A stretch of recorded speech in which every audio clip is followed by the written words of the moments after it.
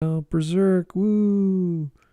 Okay, and good afternoon, and welcome to Smudcast number 567, Analyzing Evil, Griffith from Berserk. Now, that's a very interesting topic in general, when you're talking about having villains or good villains, or what does it mean to be evil in your story. There's lots of definitions, it's never very clear. Usually it's something against the or the protagonists who are inherently good for some reason, but it's really up to the ethics and the morals of the story, the setting, the time period, what is good, what is bad. Like if you have a city that has slavery and crucifixion, like what is worse than that? Like how far do you go? Betrayal, lying, all kinds of nasty things you could think of. So it really depends on a lot of setup and payoff for evil and good to work well. So we are looking at, let's see this fellow's name. He is the Vile Eye. Okay. And this half a million subs. Yeah, he's got 500,000. This video came out last year in November. And again, this has about 580,000 views so far. So he's 500,000 up. Very good.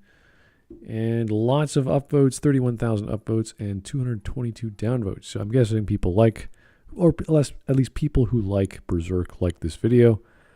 And I don't know how long we're going to take it. It's like 28-minute video. So I don't know if we're going to finish it today.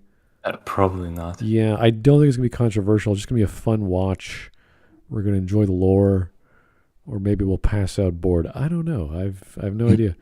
Berserk is... If someone can make Berserk boring, then he deserves an award. Yeah, I know. There's lots to like in Berserk. There's lots to be confused about. And it's essentially... I wouldn't say like the Lord of the Rings of manga because it's nowhere near as detailed and big, but it is fairly long. So there's plenty to read. There's plenty to watch. There's some games to play. All kinds of stuff to enjoy. And it's not all just killing and murder. It's a lot of plotting with multiple characters and side characters that have interesting storylines that we kind of enjoy, even more than the main characters at times. So it's kind of cool how that works. Yeah, like a lot of people are taking enjoyment out of like watching like how Griffith is like arranging all these shenanigans around this world. I personally my most enjoyment comes from like how far can gods go, and like how can he find his place in this wacky world that Griffith fucked up. And I feel like it's like the current run of the manga has been taken over by that friend of Miura, but I'm looking forward to it. There's gonna be a new chapter this Friday, I believe. Wow, is it every 2 months or every month they have a new chapter? Every month, actually. Cool. Every 3 weeks, I believe. Like they are really fast now, and the quality of the work is also there as well. Like it's you can notice that like the main author isn't there anymore. Well, both the artist and he used to draw and write the story, but it's I would say still up to par. That's good. That's always nice to hear, even though the originals are gone. But it does happen, and it's always nice to see people take original IPs and understand them so well, and even add to them, which is great because there are better writers out there, or there are writers who are so inspired by another piece of work that they can take it and make it even more. And that's what happened with the Lucifer comic by Mike Carey from Sandman, where Neil Gaiman wrote a Lucifer character.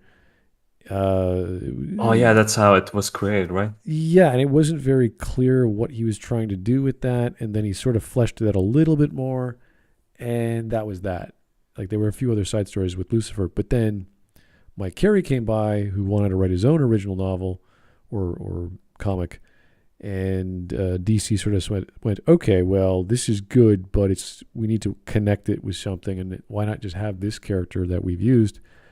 And it became its own creation. It ended up being bigger than the Sandman comic in many ways, and it's really one of my favorite comic books out there. Just some guy who took Neil's idea and made it better. And it is possible to get that. It is possible to get someone behind your shoulders saying, hey, that's great, let me take that and work with it. And that is one of the good examples I can mention. There's not too many, because we've seen iterations of DC Comics as well as Sandman itself just recently, and even Lucifer, my God, in TV series. Oh no, yeah, that's one. Which didn't... I think recently, like something I saw is that Gaiman is now the defender of the new Lord of the Rings adaptation, like from Amazon. He and he brought it up last week before everyone else got a chance to see it, and he was like, "Wow, it's so entertaining and visually stimulating, beautiful, and blah blah blah." And you're like, it's kind of slow and almost boring at times. So I'm watching it. It's not bad. Like, it's not a bad show. It's just slow. You're too kind, Smud. The first episode I was like, this is okay. I had a good time with it. It was interesting. Lots of great settings and visuals and characters. What kind of PTSD did Picard season 2 did to you? You have that. Okay, episode 9 of Picard season 2 was the worst episode of television I've ever seen. It was that bad. It was insanely bad. I give credit for the first 2 episodes of any series, even Picard season 1 and 2. I was like, okay, you could work with this. This is a setup, not a good setup, not a great series of events, but aside from those like 20 or so caveats, my brain just like said, no, it's fine. I'll keep watching. And then, season or episode 3, everything just goes downhill. So I'll wait. Is it this week they're coming out with episode 3 and 4? I don't know how they're releasing it. I do not know. I'm trying to avoid it like fire. I just like that and She-Hulk and like everything from DC and the MCU. I just burned out. I feel like, because I'm currently working on a review myself, and I feel like if I just get invested in like hate watch or like do any of those things, I just like get my mind away from like what I should be doing. Oh, I see. Like I'm trying to work out like visuals for myself as well for the channel that I'm rebooting.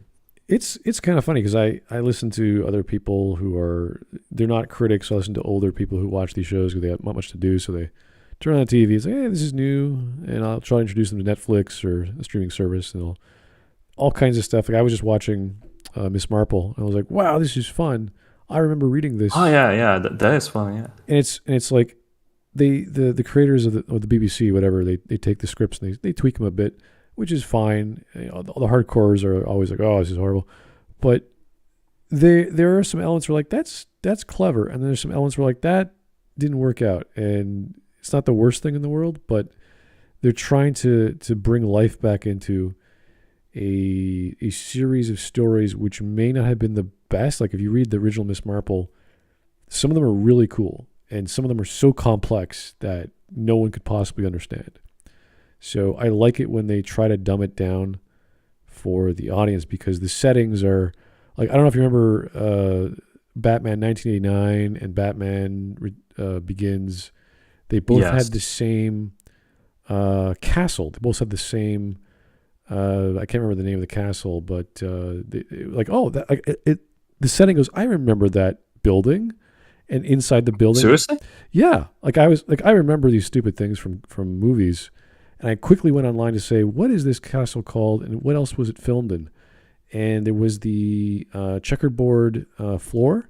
I think that was the scene with all the crazy statues in 1989, and the guy asked for a mill or a grant or whatever. And he goes, sure, you said you wanted a grant or something. And it was this big joke. He has this Japanese-looking dude, statue, or guy in armor. Like stuff like that. My brain goes, I remember this room for some dumb reason, and I run to the computer. So there's lots of great production value in these shows that don't get a lot of notoriety because we just don't get them in the West. And if you like murder mysteries, if you like stories that involve using your brain, they're out there. They've been out there for decades, and just take the time to appreciate them. So I always give shows like that, especially with production values as high as Lord of the Rings, to just get a little moment to breathe, see where they're going. There are obviously some huge errors, like the ending of the first episode, but it's like, all right, that's fine. I'm willing to give it a little bit of breathing room until I see where it's going into, because you evaluate it as a whole. Yeah. You don't evaluate one episode and say it's horrible unless it's like episode 9 of season 2 of Picard. Then it's like, holy shit, that's like a nuclear bomb on a nuclear bomb. It's amazing. I think like the silliest thing I heard is because I haven't played any of the Dragon Age games, and I don't intend to because it would take too long right now. Yeah. Eventually, but I had met with a friend in a bar, and he was swearing on his mom that like he likes Dragon Age Inquisition way more than Origins. I was asking like, are you sure about that? Right? Why? Like, why are you liking them? And then he said like, well, Origins feels more like a standard fantasy story. And I said, yeah, I think that was what they were going for. What is? How much more standard does Dragon Age feel? It's like a crazy fucking demon creature trying to take over the world. What is? It depends on what you expect out of your game and saying the genre as a whole. Because Dragon Age has always been dark fantasy. There's blood, there's sex, there's demons, and all kinds of nasty. Yeah, like it was claimed that like all the characters are better in Inquisition. There are some good characters, but it's not like they all Like work. he was calling like 2 as the weakest. Okay, sure. Plot wise, I could buy it, but the characters in 2 are pretty good actually. It's what they are in relation to each other and the plot. In the first game, everyone has their own little role, and some of them are optional, of course. But then you get the optional characters. They're even better storytelling wise and dramatically than some of the other characters. So it really is a buffet, a sort of all you can eat of whatever personalities you like. And it's a charming way, and especially in the Origins, where you have that reprieve at the end of every chapter or every mission, and you go back to your camp, and everyone has something new to say. Everyone has some sort of comment that connects, and that really sold it to me as, oh, these guys who are writing this game want you to care about what's going on. And it's not just dialogue, and because everyone's trying to be witty in those games. All the writers are like falling over them. Oh, I'm going to write a funny dialogue with this character. Blah, blah, blah. Well, my character he's an assassin, and he's bisexual, and he loves everyone. He's flirting with everyone. Ha ha ha. It's kind of that one-upmanship in all the writers. So when you get a character like Shale or Sten, they're like just straightforward, just blurting everything out. They don't give a crap. And it takes a lot of skill to control and introduce their plot lines later on, because it starts off they're just characters, and then they come into their DLC or they come into their plot lines. So it's lots of good stuff outside of the missions. So Dragon Age Origins always has a soft spot in my heart of how they do that. I think like the mechanic that you spoke, that like all the companions have like something to say to like the events that are going on, is like something I noticed in like a recent game I played, Red Dead Redemption 2. I gotta say I was really impressed. I didn't think I would like it that much, but like it really does like keeps like how you treat the camp itself and what your like moral level is, because like every good deed or bad deed has its like own value to the system. That like if you're like completely evil, then like people are gonna react differently to you. Like you're gonna get different missions and outcomes as well. Like that was like so nice, because like it makes me more immersed in that invested in that world. It's just a really good system. The GTA formula works in any setting so far. I have to say that like they made a better GTA game with horses. Yeah, the idea of running around in an open world and doing whatever you want within reason. It's a fun setting when you have the Wild West, where things aren't as wild as they used to be, and they're coming down to crack down on crime. So interesting, very interesting setting. So beautiful, one of the most beautiful looking games I've seen, outside The Witcher 3 and a few others. It's like incredible. I was like surprised how well it runs on my computer. Like even I wasn't maxing out the settings, and like it was still like really impressive, and like the FPS as well. Like it doesn't drop. Like I know that they were infamously making that game under crunch, and I don't care. the final product is gonna like last for like a long time. Like people gonna look back at it like decades later, and they're gonna say like, yeah, that is still gonna stand. I can only imagine #1. what the third game is going to be if they're going to do a third game. But If it's gonna be from Rockstar, Yeah. like from like what I've heard from the GTA 6, it's not going too well. oh jeez.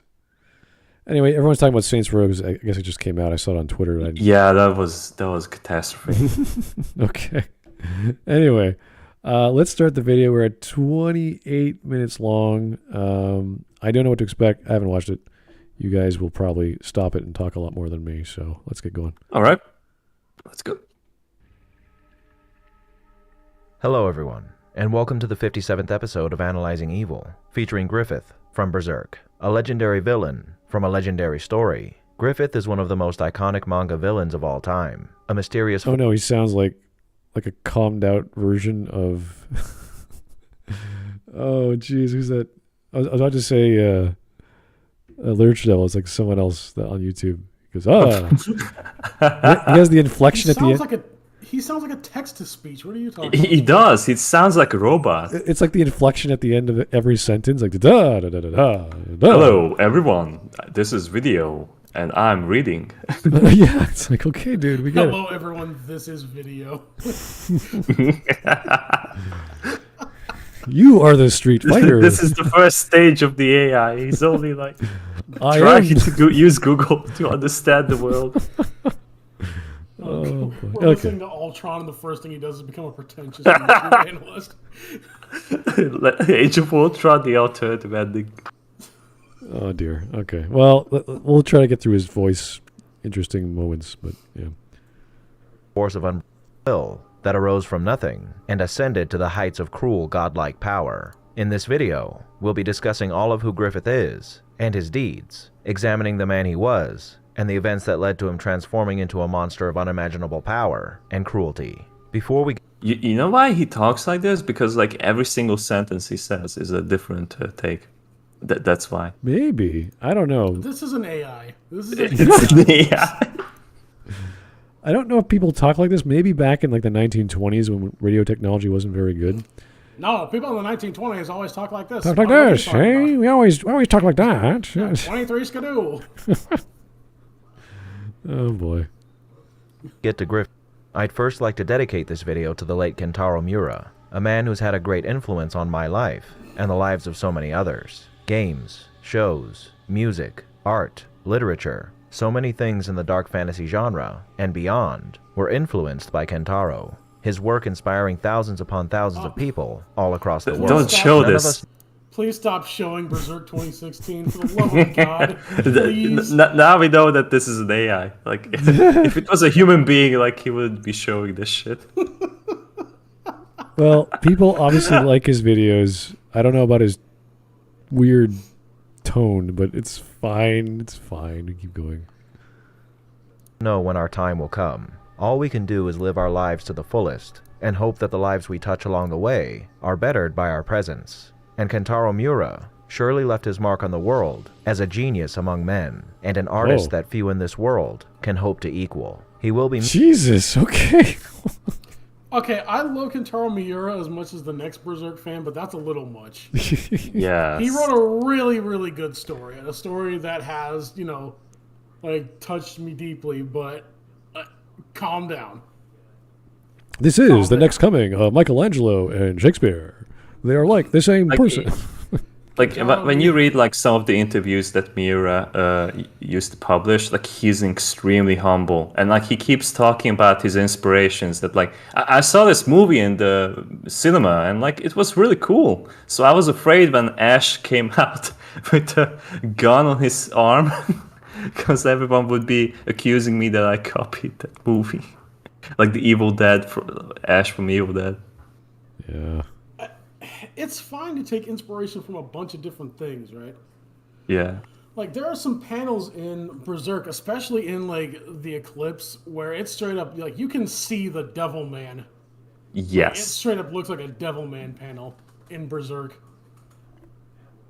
A lot of weird scenes in that part, yeah. missed but the fact that he was here to grace us with his person was a gift enough in itself. Thank you for everything, Kentaro, and rest easy. Now, without further ado, let's begin. Let's start by talking about who Griffith is, while we cover the events that transpire in this story. Now, we don't know very much about his backstory. We know that he was a street urchin as a child, yet another boy forgotten by society in the cruel world of Berserk. But we don't know under what circumstances he came to be in this position. What we do know is that Griffith's goal of one day obtaining a kingdom of his own has been present within him since his youth. Even so, we don't know to what degree this dream was solely a product of his own desire, or the influence of the God Hand, as it would seem that the God Hand have more or less always been present in his life, as Griffith was the man prophesied to obtain the Crimson Beherit, and his obtainment of this object from a gypsy was also likely orchestrated by the God Hand. This same gypsy... Oh god, so the gypsies are orchestrated by the God Hand? Is this part of the story? Yes, it's only like a few petals. The gypsies are the proto-apostles. Oh no. So is this one... I don't think it was a predestined sort of story. This was just a prophecy. Yes. Well, there is some, yeah. Yeah.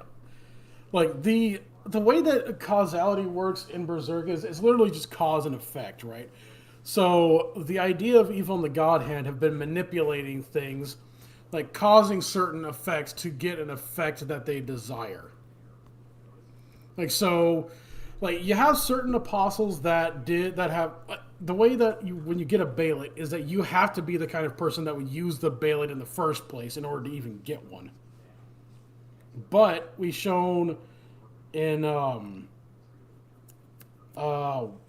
Guardians of Desire arc that even apostles that have already become, even people that have already become apostles can reject the Bailet, even though it's their deepest desire to not die, to not become essentially all that you're seeing surrounding the giant hand. They don't want to become this vortex of souls endlessly tortured for all of eternity. But, like, even though they know that this is the end result of them denying it, if they're already becoming apostles, they can do that. So it's not set in stone. It's like all of the chips, like everything is stacked against you by the God Hand, but you still have, like, humanity still has the choice to make. There's still free will involved. Right. Okay. So Griffith is pretty much taking his own destiny and saying, yeah, I may be the fated dude, but I'm doing it my way sort of deal. Pretty much, yeah. Okay.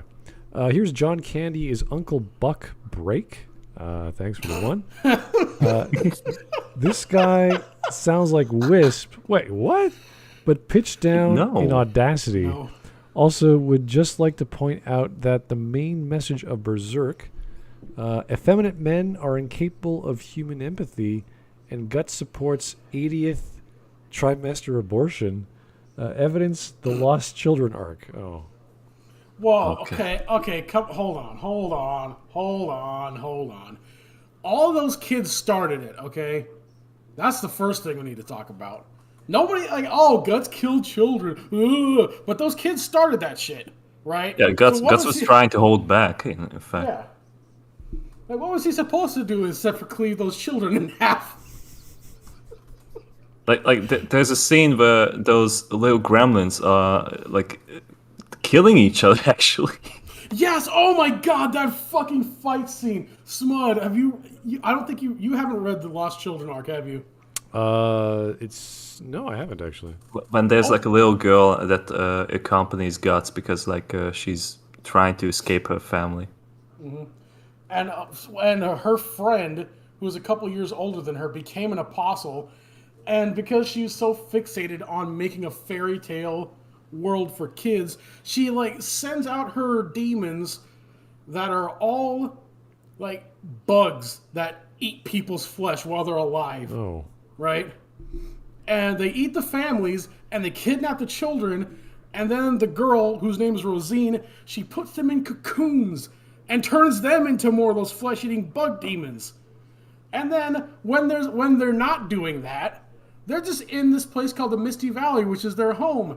And when they're bored, they put on little armors made out of, insects and whatnot. And then they transform into demons and murder each other in the most violent ways possible. Yeah.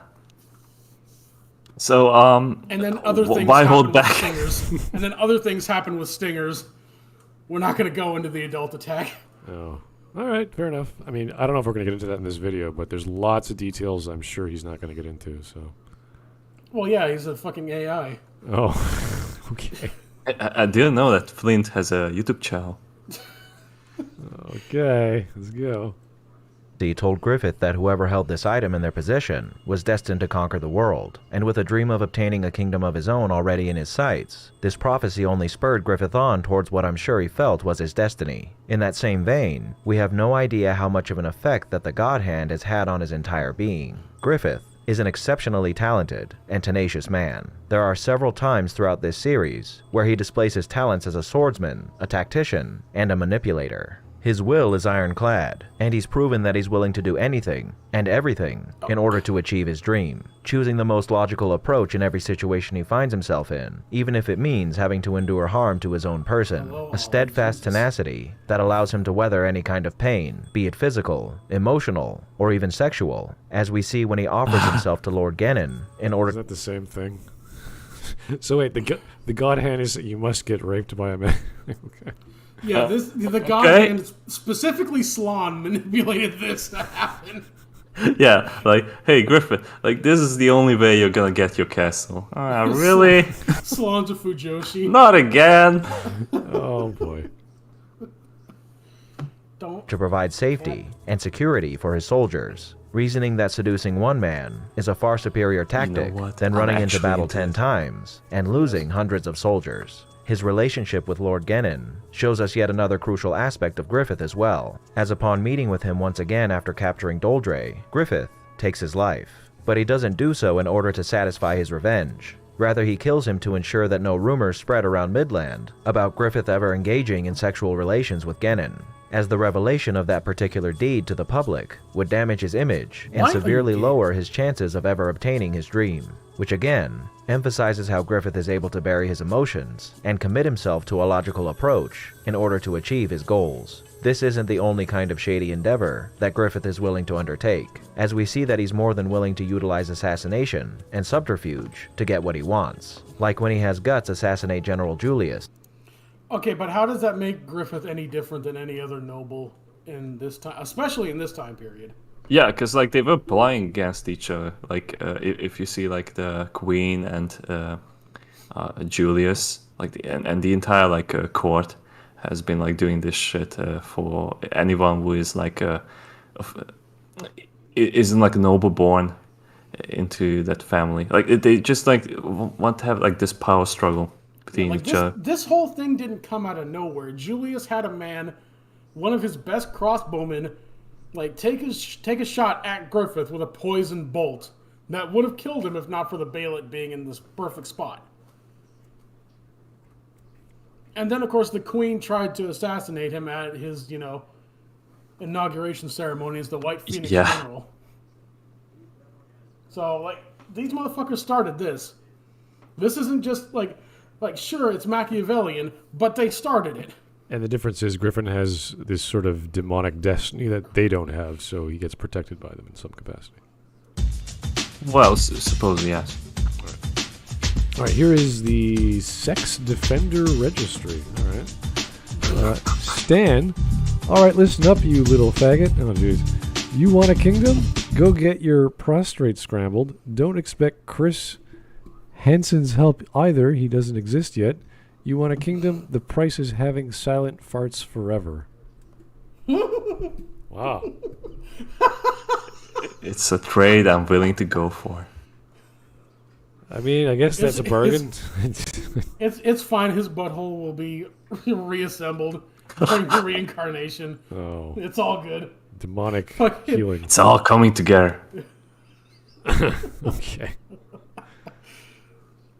when he kidnaps Minister Foss's daughter so he can corner him into participating in a plot to kill the Queen of Midland. However, it can't be said that he doesn't have a conscience of some sort, as we see him asking Guts a few times throughout this series whether or not he thinks him to be cruel, which indicates that he doesn't exactly enjoy some of the terrible things he has to do, and he's worried on some level about how others may perceive him after committing these less than noble acts. Now Griffith is naturally gifted. However, a great part of why he's so skillful is because of his confidence. Outside of being born in a disadvantageous position, Griffith isn't a man who loses often, and his confidence in his own abilities makes him feel as if he's near immortal, so long as he plans accordingly. But the reason why Griffith doesn't lose very often could be because of the influence of the God Hand, which would in a way make his confidence artificial. Because of his position as the prophesized White Falcon, the fifth member of the God Hand. Wait a second. Just because you have an outside influence doesn't mean your confidence is fake if you have no idea that it exists. And he has no idea until this point. His confidence isn't fake, it's just very shallow and easily broken. Yeah, like that one time, well, several times, but like the biggest one is probably like when Guts left the Band of the Hawk. Yes. And he completely lost it. Like, also, like, imagine if Griffith, like Golden Age Griffith, had met Serpico in battle.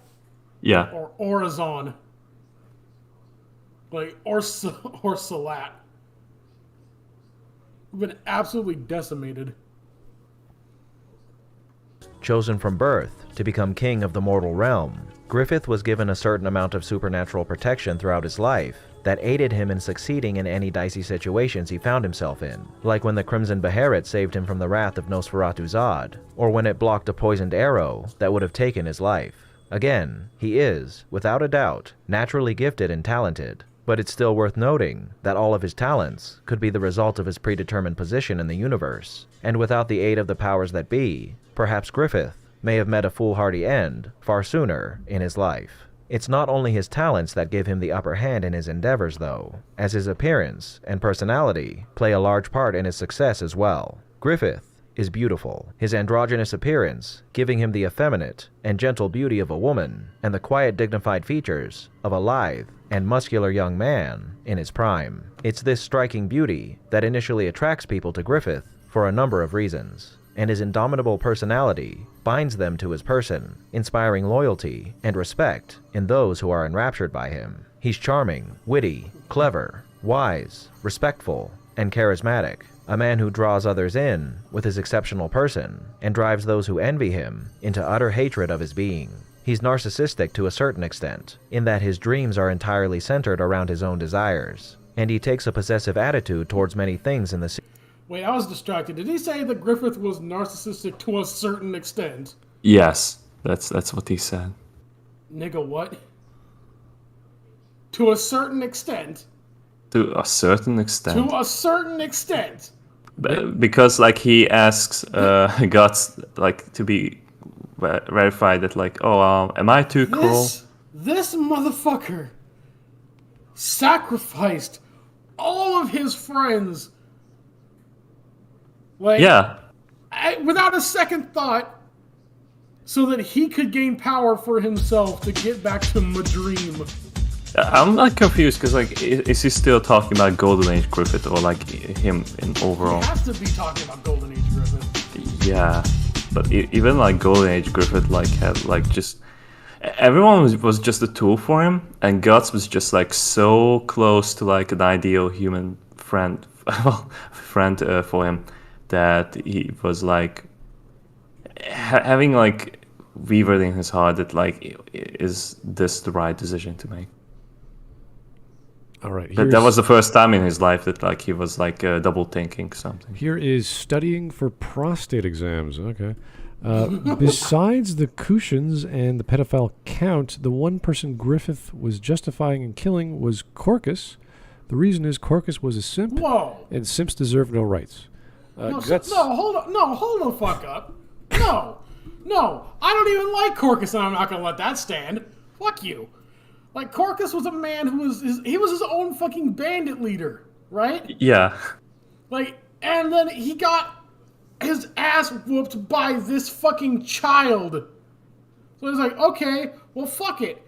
If me and my entire group can get our ass kicked by this literal man-child, we might as well follow him because, like, hey, he's good at winning. And then Griffith showed that he was good at winning. And then he kept showing it and kept showing it and kept showing it. To the point where fucking Corcus went from thief, like literal fucking brigand, to nobility in the course of 3.5 years. Yeah. Of course he'd follow him. Look where he got. Up until the fucking eclipse and everything. Right. All right. The rest of this donation goes. Guts only killed the succubus because she killed Bum before Guts could kill him. Source my balls. I don't know. Yes. My sources, I made it the fuck up. Yeah. Something along those lines, I think. All right. Namely the things that he believes belong to him, like his men. But his narcissism isn't overwhelming to the point where it affects his character in a negative way. Rather, his self-righteous nature. Like he's really good at hiding it. That's Griffith. That's the point to Griffith. No, like he's like. I'm sorry. Go ahead, Mark. I'm sorry. No. That's the point to Griffith. Like he's so good at hiding his true personality because like even now he's like still doing it in Falconia. Like people still believe that like he's the most noble man. He should be the king. He is the king, I believe, by now. Like, is he? I don't know. He's on his way to becoming king. He is on his way to become the king, but like nobody expects him to be that evil, vile creature that like we saw him in the eclipse because nobody knows. Everyone believes him to be like the best person ever. And like that, but like deep down, like he can like fucking kill you in a second if he wants to. If you like. Rickard is the only person that managed to like inflict like any kind of damage to Griffith because like Griffith was planning to like recruit him as well because like he was like a young boy who was like too young to like go with the rescue mission before the eclipse, so like he got left with the second half of the Band of the Hawk, but he ended up being the only surviving member of that except for like Guts and Casca, but holy shit, like that like he refused Griffith, and right after like a night after that, like an assassin was sent after Rickard to be eliminated. Griffith just doesn't let a single loose end to be left. Like he just destroys everything in his sight. My biggest contention with this robot statement is like, oh, his narcissism isn't so much that it affects his thinking. Like that's literally what happened though. Like, he lost one fight to one guy that he thought was under his thumb. And what did he do? He ruined everything. Yeah. Trying to fuck the princess to assert that he has control over his life. Because he just lost it in his mind. He loses one fight and his entire world comes crumbling down. And he has to pick up the pieces in the dumbest way possible. Okay. I think he might be a narcissist. Anyway, let's get going.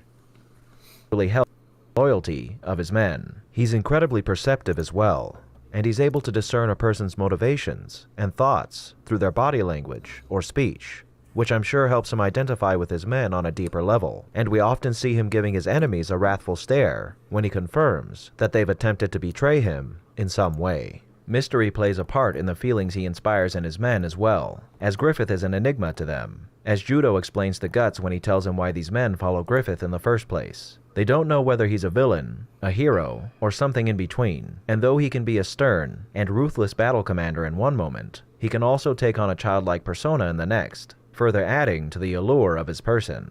However, though he plays the part in order to bolster the morale of his soldiers, Griffith isn't what you would call a benevolent leader, as he primarily views the members of his band as nothing more than a tool that he can use to further his own ambitions, stating to Casca in a flashback in Volume 7 that he doesn't feel responsible for the men who lost their lives under his command. However, In the next panel, he confesses that the reason he feels this way is because they made a choice to put their lives on the line in order to fulfill his dream, and he states that the only way he can make it up to them is by fulfilling the dream they gave their lives for. This is tricky, because he seemingly contradicts himself here, but this shows us something important about Griffith, and that's that he does care about his men, but his desire to see his dream realized supersedes any tender feelings he may have for them. This notion is made abundantly clear after his transformation, which we'll get to soon, but there is a good example we're given of this mentality during the Golden Age arc. In Volume 6, Griffith explains to Charlotte that the reason you find people in the world who are willing to shed blood and commit violent acts on the battlefield is due to the people engaging in this behavior pursuing a precious thing, specifically a dream. To Griffith, a dream is the most precious thing in the world, and the most virtuous thing a man can do for himself is strive to achieve his dream at any cost. He recognizes that there are dreams so grand that they swallow thousands of other dreams like a storm, dreams martyred for the sake of the grand dream of another. He then goes on to explain to Charlotte that he doesn't consider the men under his command to be his friends. He considers them excellent troops and valuable comrades, and recognizes their devotion to his dream, but the only person he would ever consider to be a friend would be the one that pursues their own dream without bowing to the will of his dream, a man or woman who he would consider to be his equal. Now, this doesn't sound too terrible at a glance, but it highlights how he views his men as nothing more than crucial assets in the fulfillment of his dream. There are two exceptions to this, one of them being Casca, who, as we see in a dream Griffith is having while imprisoned, is someone that he could see himself marrying, a woman he would potentially set aside his dream for and live an average life. After he's been tortured into not being able to walk and lift his own hands and talk anymore. Like, you know, I feel like that's also like the fever dream that he is having, because I hate when people bring that up as if it's an actual thing. Like, no. Like, Griffith in that fever dream is the crippled Griffith.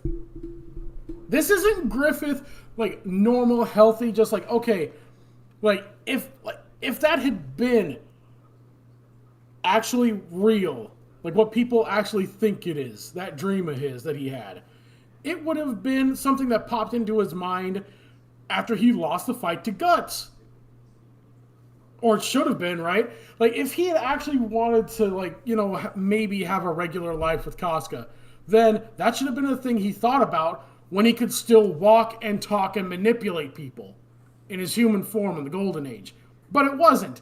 It was after he fucking can't walk, is emaciated, has no skin on his back, and his face has been fucked up for a year. It's not real. It is not real.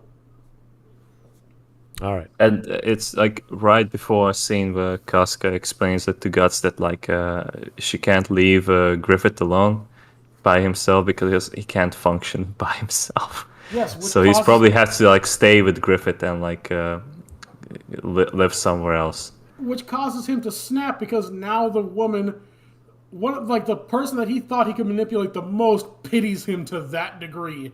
Yes. And that's something that like doesn't fly with Griffith. So, just when he's knocked out, because like that dream sequence happens right after like he falls off from the stagecoach, and like into the lake. Then we see the dream sequence, and he wakes up from it, and like he finds the ballad. Oh, you mean that sequence where he tried to kill himself? Yes. Like, right after that, like, he sees that dream sequence and like, oh, fuck this, I'm gonna kill myself. Oh, wait, I can't, because destiny. I really care about that kind of life. No, like, the only reason why Casca was still alive in front of Guts, of all people, because, like, she was the only woman, so, like, all the demons wanted to rape her. Well, that's like an essential thing in Berserk.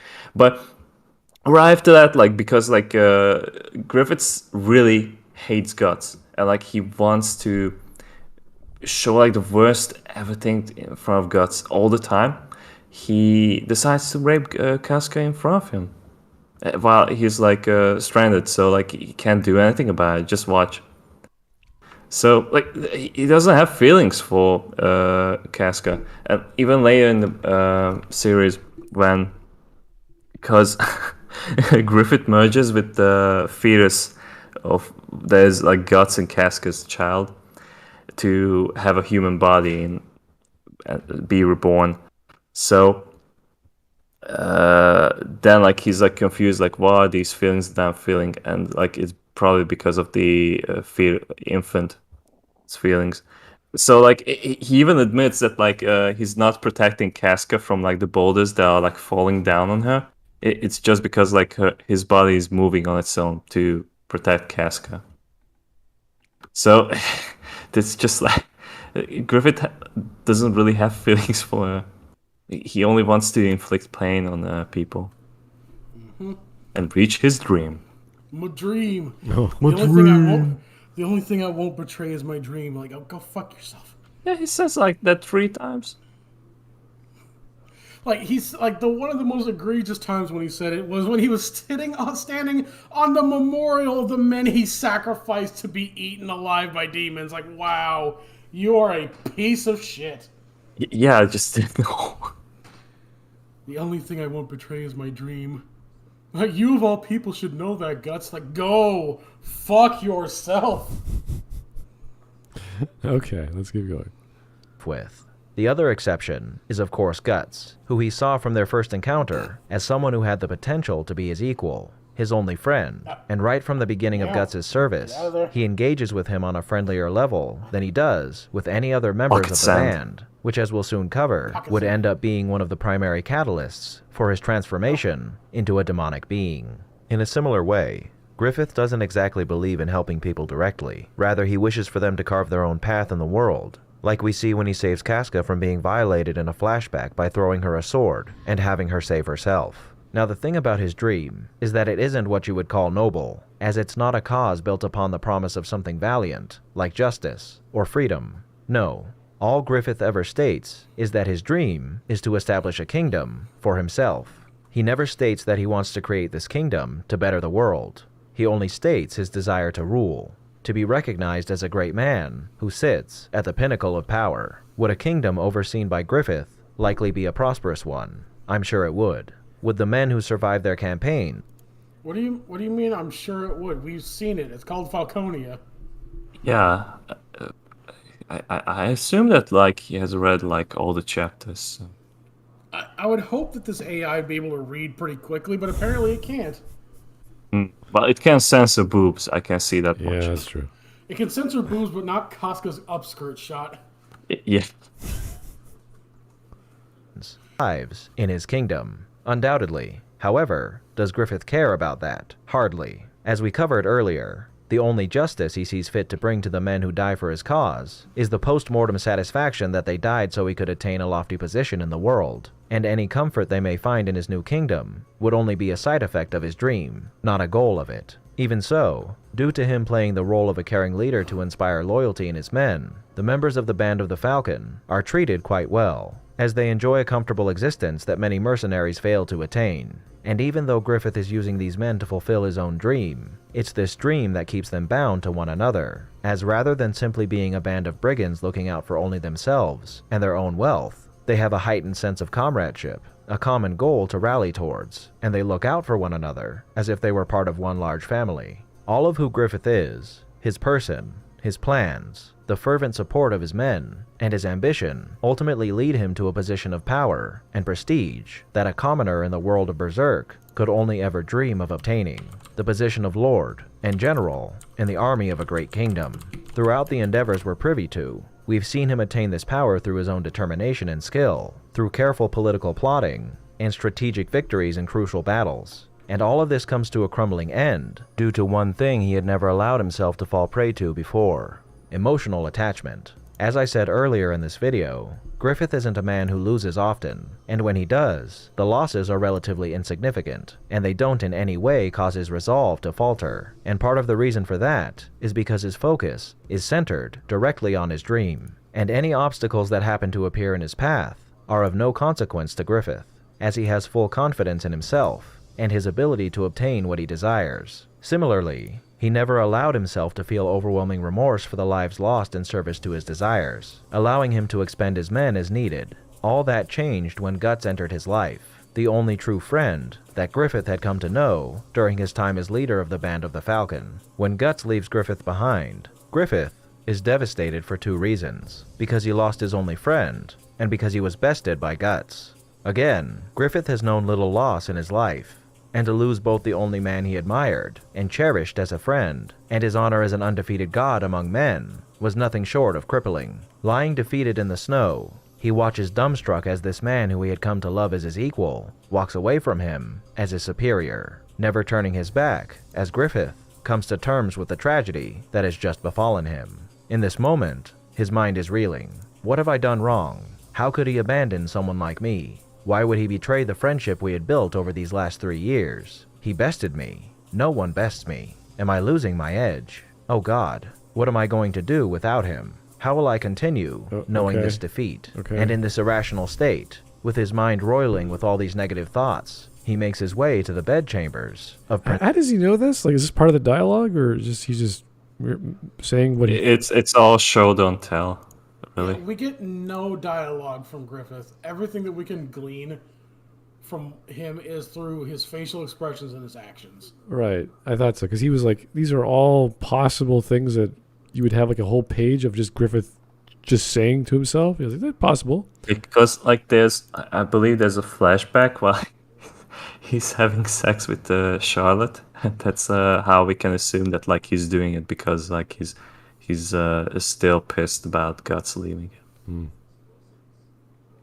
Princess Charlotte, partly to find comfort in her embrace, but more so to drown out the ceaseless thoughts and emotions that are tormenting his soul now that Guts has abandoned him. While making love to Charlotte, Griffith can only think of Guts and the image of his backside as he left him, the image of the person he held dearest to him beating him into the ground and leaving him to wallow in sorrow. This choice that Guts made would be the beginning of his journey to realizing his own dream, but this beginning for Guts spelled the beginning of the end for Griffith, the valiant leader of the glorious Band of the Falcon. What occurs the following day after his sojourn into Charlotte's bedroom, testament to how the achievements that a person builds over a lifetime of hard-fought labor can crumble in an instant due to one bad decision. Banished to an abyss far below the earth to be tortured for a year, the once brilliant White Falcon is reduced to an emaciated husk of a man, his arms rendered useless, his legs non-functional, and his voice stolen. After being rescued from this hell, Griffith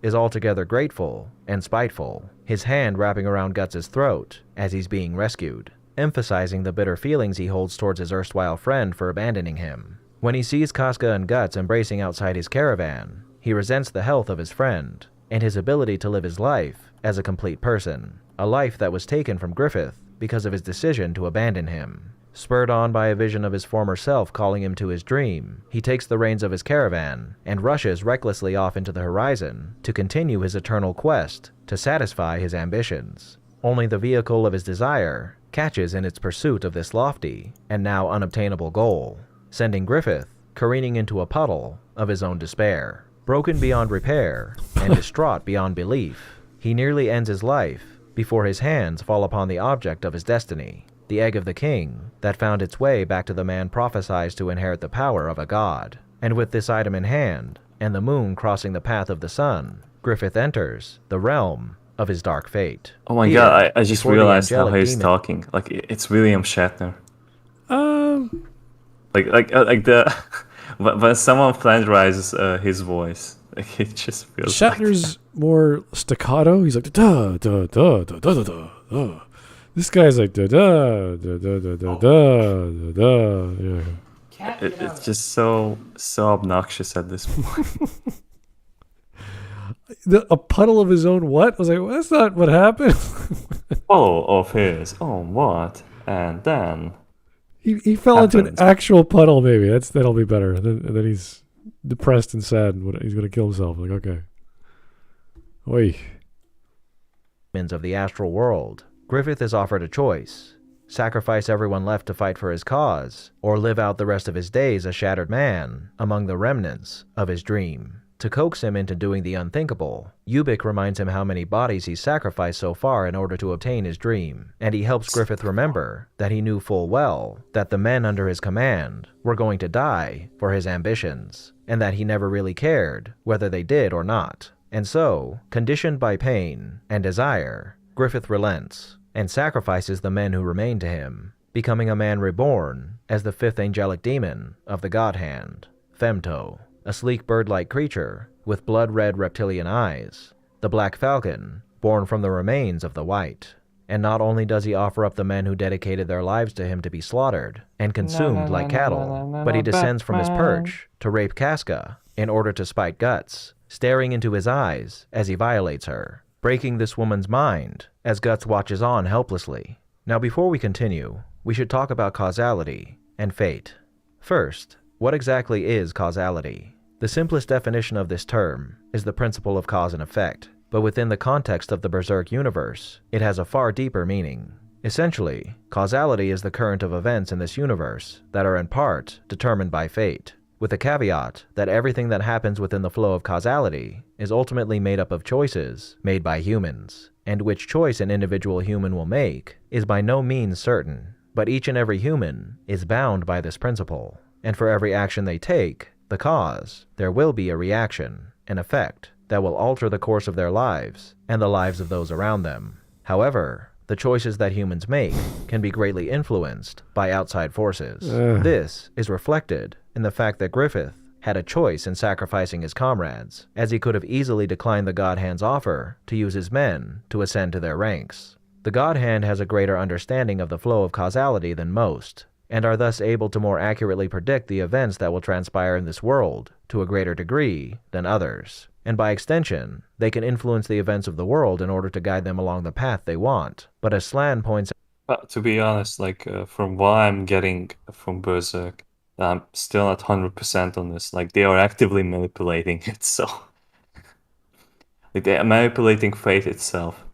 Because there was like the removed chapter, so I'm not really gonna reference that, but it was like going for that, like there's like a godlike being that's like the heart of like this insanity, and that's what like powers this universe, because like all those negative thoughts have created it as like a balance for this universe.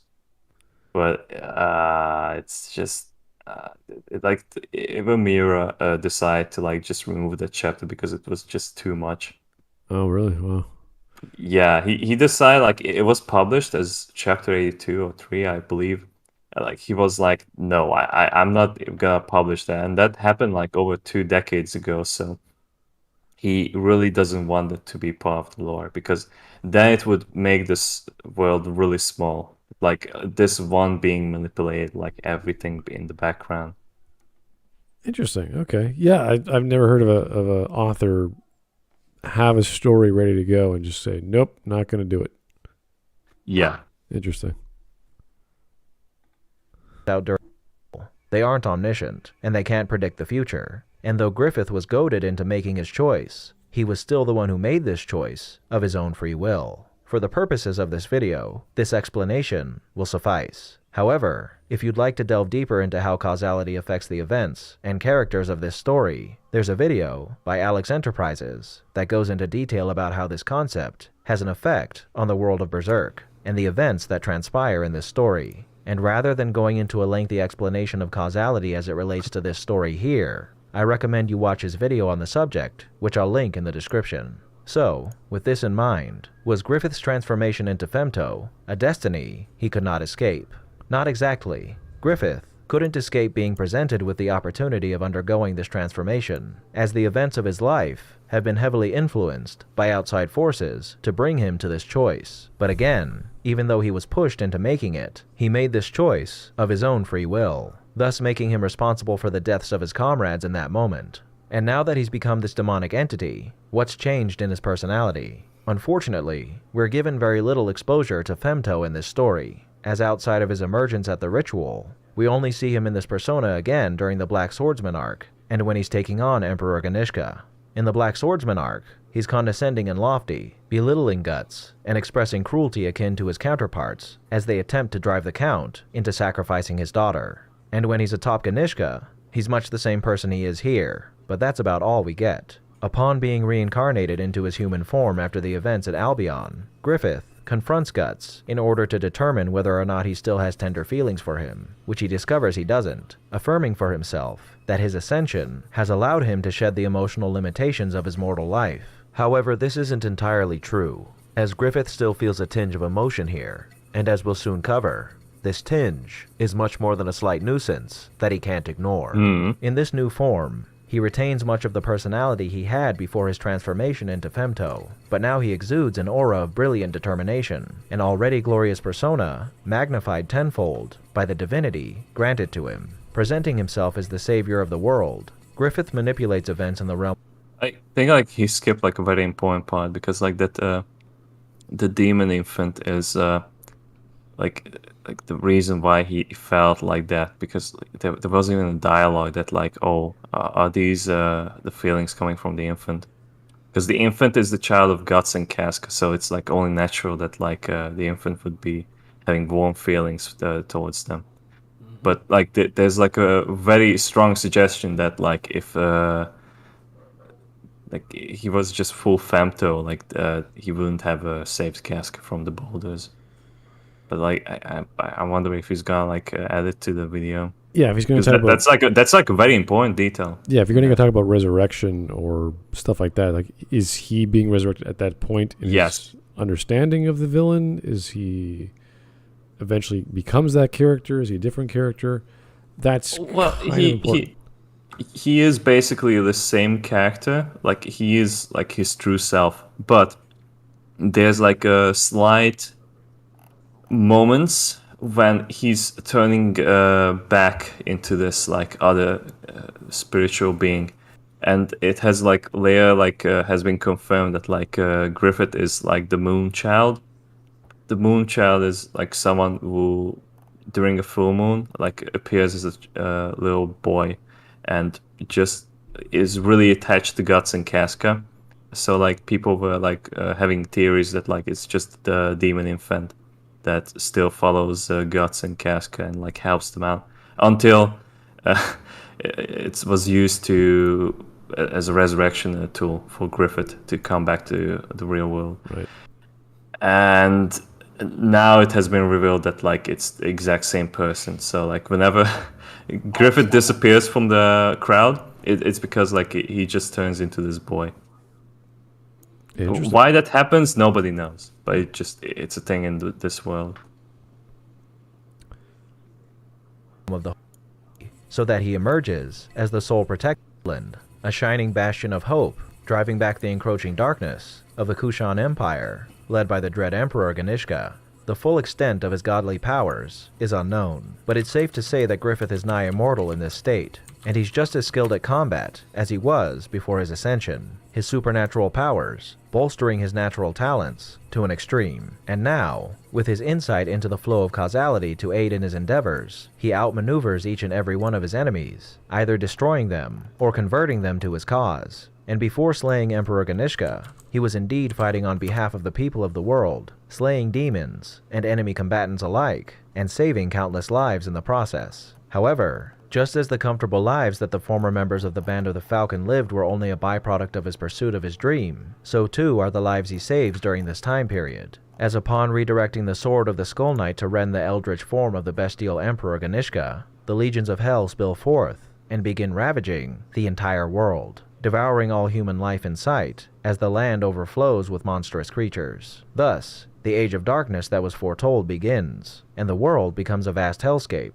where humans fear to tread, fighting for their lives as astral creatures consume them and send the world into chaos. That is, most of the world. In bringing forth this veritable apocalypse, he establishes a false heaven for the surviving humans to flock to, Falconia, his very own kingdom of light, where he appears as the savior of the world sent to deliver humanity from the carnage they face, fooling the world into believing this falsity as he sits atop this world that he brought destruction to. In his position as ruler, Griffith is nothing short of a godly facade. He brings prosperity to the people who survive the calamity he creates. He uses his supernatural powers to allow them to see their loved ones after they pass. He rules justly and wisely and defers to his ministers when making decisions, and he proclaims that he will reconquer the world and drive out the demon threat, ushering in the Gilded Age of the Second Empire. This is all well and good, but as we know, the brightest light casts the darkest shadow, and the world wouldn't be in such a sorry state if it weren't for his actions. This is everything that Griffith ever wanted, and more. He now not only has his own kingdom, but the kingdom, the most powerful nation in the world, with himself as its ruler. However, as a consequence of his rebirth through the distorted child of Casca and Guts, he still retains some of his humanity, and the tender feelings he thought he had shed remain. On nights when a full moon hangs in the sky, he transforms into the child that would have been, wandering between the astral and physical world. In this form, the thoughts and feelings of this would-be child meld with his own, and due to this, he finds himself assisting Guts several times when he's struggling, saving his life where the soulless femto would have simply let him die. The final chapter of this story is where this information is revealed to us, and though Griffith has attained his dream, it would seem that it hasn't brought him the fulfillment he once thought it would, and now, sitting upon his throne, he feels isolated, a man with so much power, but no... Where did you come up with that? Yeah. No. Well, he said he was nigh immortal, and I was like, really? He's nigh immortal? Yeah, he can be hurt. Like the God Hand can be hurt. It can be hurt because we see like a flashback of the Skull Knight, who was like the Emperor Geyser, who is like cursed to be this like walking skeleton knight. And like we see like 3 or 4 different members of the God Hand, and we don't see them anymore. So it's like very clear to suggest that like he killed them. So they aren't immortal. They're just really powerful magical beings. And he mourns for the opportunity of love and companionship he was presented with in his former life, the emotions that he once felt filling him with a deep sense of regret. And then he decided, hey, this place where these people that I feel remorse for, the only place that they're safe from me and my demons, I'm just going to bring one of my strongest demons here to fuck them up. And then I'm going to fuck up the entire island. And then I'm going to kidnap Casca and take her away to God knows where. Yeah, it's just we're going back to the plot that like it's that because he's literally transitioning from Guts and Casca's child to his true self. So he's probably like feeling those feelings of the child and not being himself. That's why he's like having remorse over like what has happened. Like time flows a lot slower on Elfhelm, so yeah, he's able to linger in that middle ground for a lot longer than he would in the normal world. Because it's implied that the change is kind of like that in the normal world. But here, you know, he's able to stew in those emotions for a lot longer than he normally would be. All right, here is Nosferatu Zod did no wrong. All right. To put it in perspective, Griffith is George Soros, and his cucklefucks are the UN, the World Economic Forum, and Guts is Alex Jones. Guts' friends are the frogs that were fed pure cholesterol and gorilla steroids instead of the fluoride which made them gay. It's an interesting comparison, but I can't disprove it, so... I'm a little confused, but thank you, Nosferatu. That was a rather colorful explanation. All right, we're almost 4 minutes done. It's pretty quick because it's just an AI. Yeah. Okay. I feel like he's embellishing some scenes that, dialogue didn't exist. I need you to not rub yourself against the power button, please. For the love of God. Thank you. All right. I know. Longing he feels on these moonlit nights. With Kentaro Miura's passing, we don't know if we'll ever see an end to this story. For now, this is all the information we're given about Griffith, and at this possible end, who is the man-turned-demon we call Griffith? He was a boy who grew up in the back alleys of an unknown kingdom, one who yearned to rise above the lowly station he had been given in life. Gifted an object of immense power that foretold his acquisition of the world, Griffith grew into a man who was focused solely on obtaining the dream he had dreamt since he was a child, the right to one day form a kingdom of his own. With his larger-than-life personality, he would attract thousands of people to his cause, rallying them with not only his person, but his awe-inspiring deeds as well, cutting a path through the world as a man to be feared, leading an organization of unstoppable mercenaries. Through his determination, Griffith would come within an arm's length of obtaining his dream, before he shattered all prospects of realizing it with one mistake. A mistake that cost him, quite literally, everything. After being presented with the opportunity to rekindle this dream by committing the allies that had brought him so far to sacrifice, Griffith emerged from a cocoon of evil and immediately showed his true colors as he violated Casca in the worst way possible, while his former friend watched in horror and disgust. Over the next few years, Griffith, now Femto, would bide his time and wait for the moment of his eventual reincarnation into his human form, carving his way through the world and setting in motion the events that would plunge the world into an age of darkness, causing the deaths of thousands of people as demonic creatures emerged from the astral world to begin ravaging its populace. Griffith in his human form was a wondrous person, a man to be admired and envied, but beneath that fine veneer lay a man who was willing to sacrifice everything and anything in order to fulfill an entirely self-centered dream. Though the men who served under him enjoyed a certain amount of prosperity, when it came down to it, that prosperity mattered very little to Griffith, and the deaths of their person even less.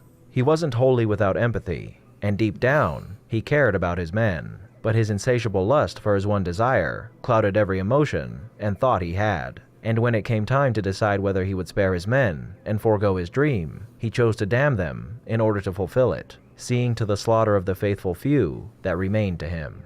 Upon transforming, he would see to it that this sacrificial mayhem was perpetrated on a grand scale, dooming the world to darkness as he thrived in the light of his own glory. Even still, the emotions he had pushed down haunted him so, and sometimes we don't know the consequences of our desires until it's too late. When it comes down to it, Griffith is an exceptionally talented, yet inherently selfish man, a man who was put on a path from birth, but one who ultimately made his own choices, a person who caused the death and misery of thousands of people, friend and foe alike, all for the sake of himself. And when presented with darkness, he willingly chose to cloak himself in its embrace, rather than shun it for the folly it is, leaving him a man who holds regret and emotion locked away within himself, that hardly makes up for the horrid actions he took. Actions that doom himself to live an existence entirely dedicated to evil. Thank you all for tuning in to this episode of Analyzing Evil, and I hope you've enjoyed. What are your thoughts on Griffith? Did I miss anything? That was a Let bit me know preachy. down below, and leave a suggestion for a villain you'd like to see featured in a future episode while you're at it. If you like this video, hit that thumbs up button. All right. Anyway, a little bit of an exaggeration there, I think, interpretation, but for the most part, he got the description right. I don't think he was completely off the mark when he was describing. He just embellished. Yeah, I just feel like there were like some major parts where like he was like completely off, and like even though like all the signs are pointing towards like an obvious conclusion, he didn't really make that. Like is really trying to find humanity in Griffith after like the transformation, even though like he doesn't have any, and like all the reasons why he would have some are non-existent. Yeah, it's kind of like because of chance. It's kind of hard because the stuff I did read, yes, it is dark fantasy, but it's also a lot of high fantasy or high magic. There's lots of stuff that is so whimsical, like the fairies and the witches, and it's just so much going on, like the demons and all these alternate realms. It's really hard to grasp, like, what is this guy capable of? Who is he? What can he do? And then I didn't know about the whole rebirth thing. Like, that's pretty, like, oh, the villain can now be reincarnated as the... Yeah, he's Jesus. It's like, okay, that's a bit weird. And be reincarnated as the child of the guy who you really care about and really hate, and they want to kill you. But he looks exactly the same as he used to be. So it's a bit convoluted after a certain point, and that's not just Griffith as a character, but the whole story is convoluted as well. There's so many plot lines and characters and arcs. It's a bit tricky to follow along. So it's kind of like trying to explain, I wouldn't say a side character, but essentially like a side character like the Lord of the Rings, like Merry and Pippin. Like Yeah, that's a good example. they have their own adventures and they're all sort of going in the same direction, but it's like completely separate from all the other characters. And they are hobbits, it's like Sam and Frodo, same idea, but they're just doing their own thing. And it's hard to exactly connect what's going on with them when you have all these other characters doing their own thing. So I don't know. It's a hard series to follow, let alone keep going into. Because once you like it, you'll keep reading it. But you can't just stop. Yeah. You can't just stop at like 204 and go like, where was I? I can't. Where did it go from here? I have to rewind about it. Feel like, yeah, exactly. I feel like a lot of people stop the story after clips because like they just feel like after killing off like half the characters, you just can't continue the story, or like they just don't like the solo Guts storytelling, because Guts is like roaming alone with like the Puck as his sidekick, and a lot of people are not into that. They want to like have this Band of the Hawk experience again, like a continuation to that. But I feel like Miura like managed to like pull off like this like tragedy. Like he built up the character that like he can like move on with his feelings and make new friendships on his journey. And that's really like what's beautiful about it, because it's more close to life, that like you're gonna lose things, but like you can rebuild. It's not all lost. Even like in like the most nihilistic world imaginable, you can still like see some hope. That's really like the message of Berserk. All right. Well, let's get into the stream memes. We have a few here. Oh boy. This one's from Karabe, a photograph of the Cottingley Ferry hoax that inspired Berserk. It looks like a really old photo. Really? Yeah. I never heard about this. Yeah. What is this? I don't know. That's interesting. I'll have to check that out. Do a little search of my own. All right. Here's... Thanks, Mark. Yeah. Have you got anyone you want to kill in the Band of the Hawk? Oh, you know that, Griffith. I'm coming to kill you. I'm Falconia at your castle.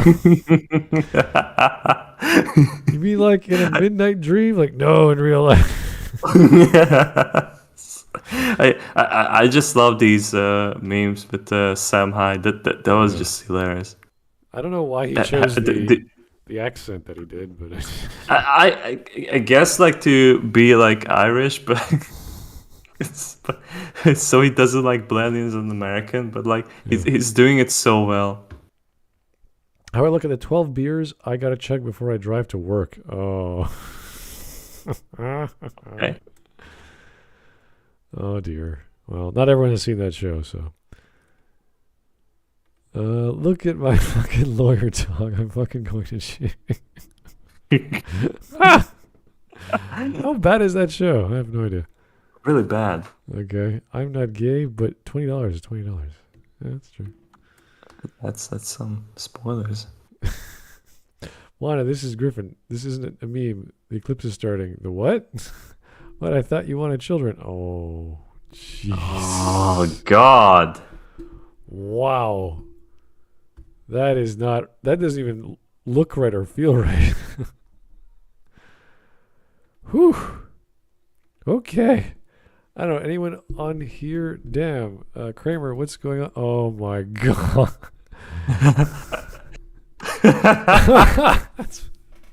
That's really good. Holy hell. Alrighty. That was one episode of Seinfeld. I don't want to connect with that scene.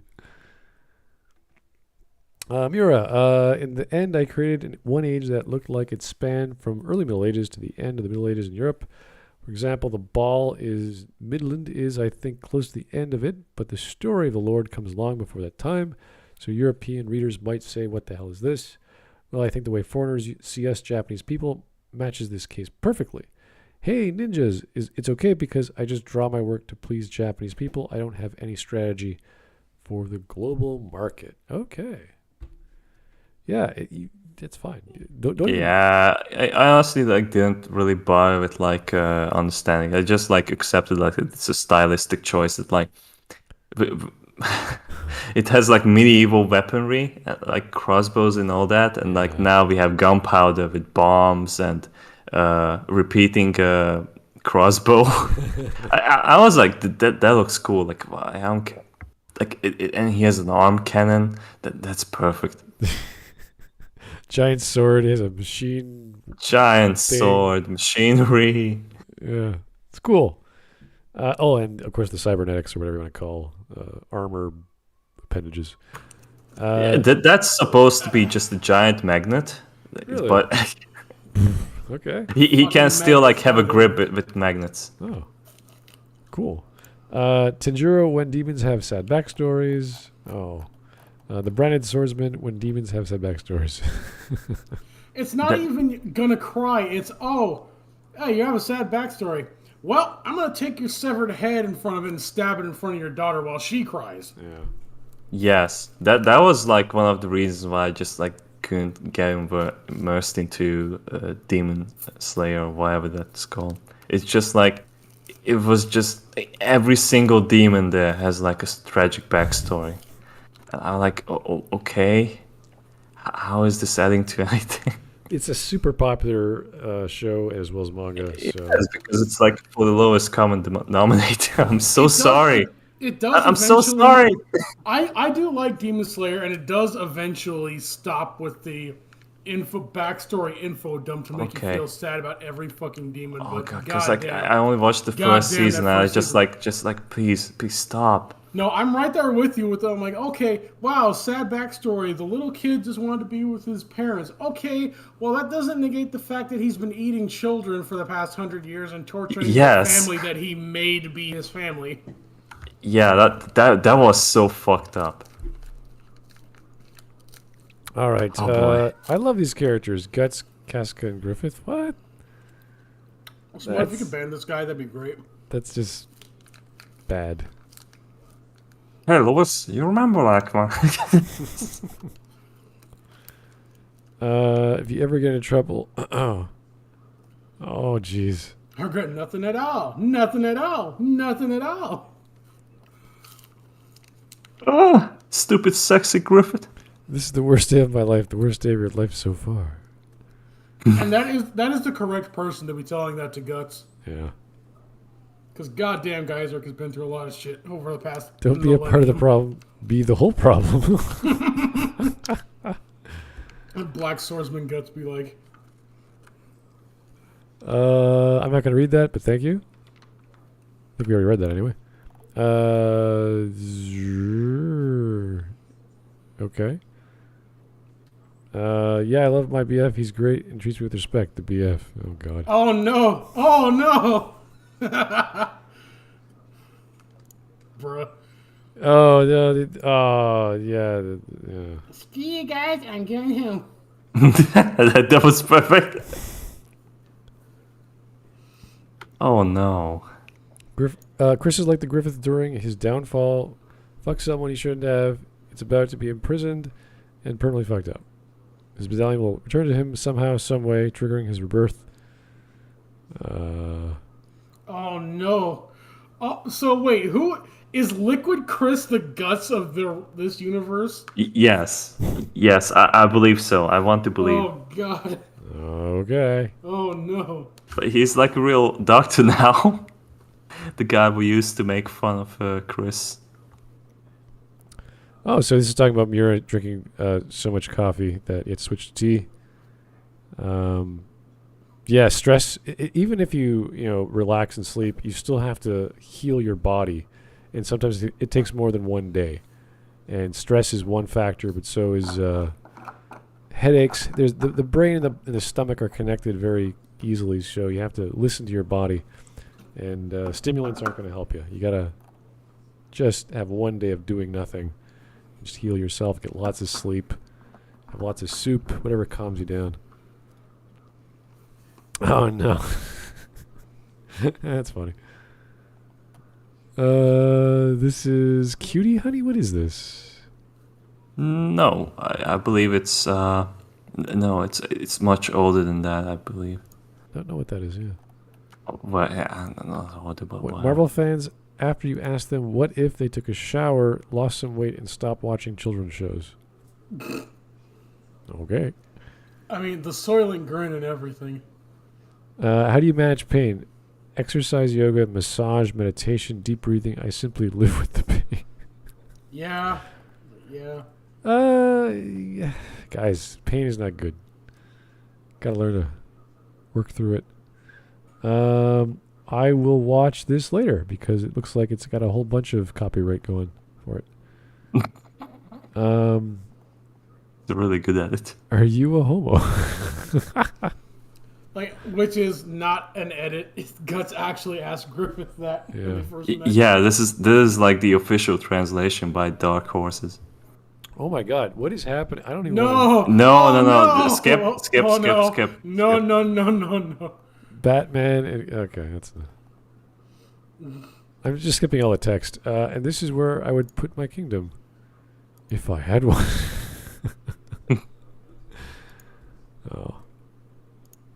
Oh. Terror King Archfiend. Alright. Yu-Gi-Oh! Inspired Berserk? Really? All these cards? That's pretty cool. Pandemonium. Okay. Oh, yeah, that's where all the demons inside of the lovely utopia that is Falconia. There's across a really, really long bridge, there's like a fucking like cylindrical shaped hole in the ground. And that's called Pandemonium, and that's where the fucking demons all, ravage each other and all the other mystical beasts that they managed to capture alive in order to keep themselves from eating the humans that they are right next to all the time. Oh my. And want to do that too. This is just not. What is the art style of this? I'm trying to remember what this is taken from that someone used. The sadist mercenary and his girlfriend who was always raped by monsters. Like, oh. The 30s cartoons, maybe. I was thinking of like Cuphead. Is it not Yeah, that's kind Cuphead. of that's definitely Cuphead. Cuphead? Yeah. Yeah. Like Last one. One of the few times when bean mouths actually work. Here's an in-game corruption card. Okay, cool. Neat. Yeah, they're really cool art in these cards. But yeah, inspiration for sure.